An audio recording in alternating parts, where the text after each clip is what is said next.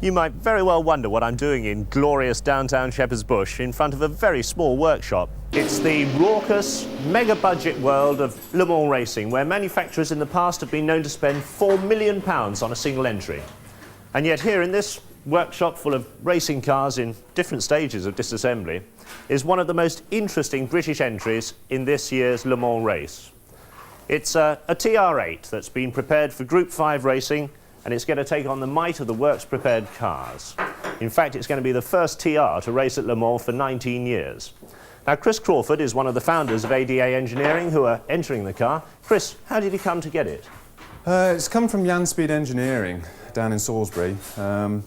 They thought of the original concept and idea, but unfortunately ran short of money. They were going to enter it in Le Mans, in yes, fact, were very they? much so, yes. Supercar, obviously, for the race. We picked it up in November in last year, in fact. Now, Chris, this looks one hell of an engine power plant. What is it, basically? Well, this is the Yanspeed 3.5 rotor engine, very much modified, obviously. We're running twin turbochargers, which in fact glow red hot with the heat build-up, yes. And what's this great square contraption in the middle here? Well, that's part of the cooling system for the intercooler. When we start running the boost pressures that we are to get the power, the temperature goes sky high on the intake. So in fact the first stage of the intercooler is a water radiator. The second stage is a fridge or air conditioning plant, in fact, running a condenser in the boot, taking the heat away. So you're running a full air conditioning system, really, to cool the air down before it gets to the engine? Yes, very much so. The problem with turbocharging is the heat build-up. Obviously, we've much modified the engine, including crankshaft, block, heads and so on. It is an out-and-outright racing engine. So when you've cooled the air down sufficiently, what sort of power will it produce?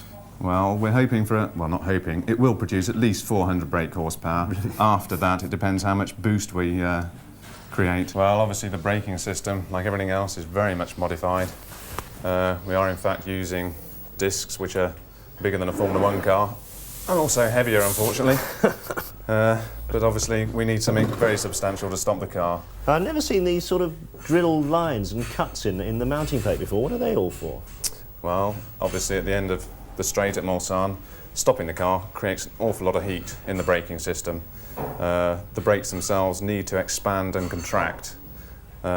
Just from experience, basically, we give the disc and the bell as much leeway as possible. That just allows for expansion and contraction. It saves wear and tear on the disc itself, and also the braking system. Which is very important in a 24-hour race, of course. Very much so, yes. I mean, a standard TR7 suspension, there's no way it's going to cope with this lot. What have you had to do in that department? Well, unfortunately, we had to start from scratch, literally. We are using one or two components that are known. The Formula 1 hub, Bilstein shock absorbers, which they've cooperated and cut and shut and modified for us. But the actual McPherson strut, which we have to run, we designed and built here, along with the wishbones and the geometry, which we've worked out.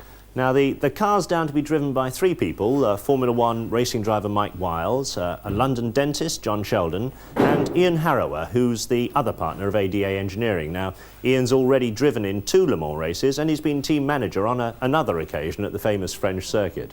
So, Ian, however much does it cost to build a car like this and prepare it for Le Mans? Well, based on the fact that the latest customer Porsche costs something in the region of just £90,000 to buy, all I can say really is that our budget doesn't rise to anything like that amount. About what proportion of it? Something in the region of a third of that. So how do you go about raising that sort of money? What sort of people are supporting you? Well, to date, we've got the likes of Dunlop, Champion, Brittany Ferries involved, but the main form of enthusiasm, if you like, is from the TR register. Those are the sort of Triumph sports car enthusiasts? The TR owners, yes. What sort of things have they been doing? Well, they've put all their contacts to use. They've launched an appeal for us to all their members, suggesting that they all contribute a certain amount to help us get to Le Mans. A couple of examples of their enthusiasm is that, for example, there's one guy who's being detained at Her Majesty's pleasure in Scotland, has sent his tobacco money. Another coal miner who's out of work in Wales has sent his total holiday savings to us. Shows the sort of thing enthusiasm that is TR owners fantastic, must have, yeah. And presumably you've got all the money you need now, have you? I'm afraid not. We're still actively looking for sponsorship, obviously, but come what may, we're going to get there. And in fact, you've driven at Le Mans a couple of times, haven't you?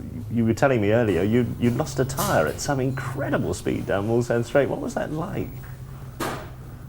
Somewhat hairy, to say the least, but I mean, that's one of the things that one accepts might happen at Le Mans. It's the real test of endurance. And in fact, when do we see the car for the first time in anger, as it were? We should be out for the first time, or we will be out, Silverstone 6-hour race on May the 10th and 11th. Jolly good. Well, it's the only British production-based car in the race, so let's hope it does a very good job for Britain.